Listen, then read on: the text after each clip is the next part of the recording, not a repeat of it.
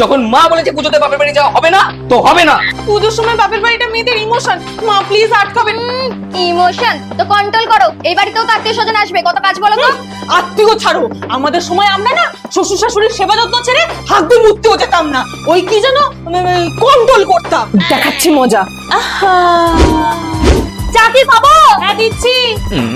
এবার দেখি কন্ট্রোল করে কি করে।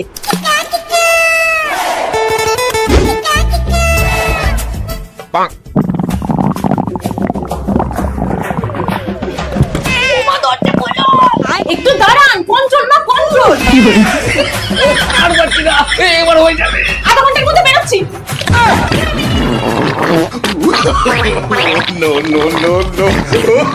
কি মা, যাবো বাপের বাড়ি না এই কন্ট্রোলের পরীক্ষা আপনাদের আত্মীয়দের উপর ট্রাই করবো? যাও যাও যাও।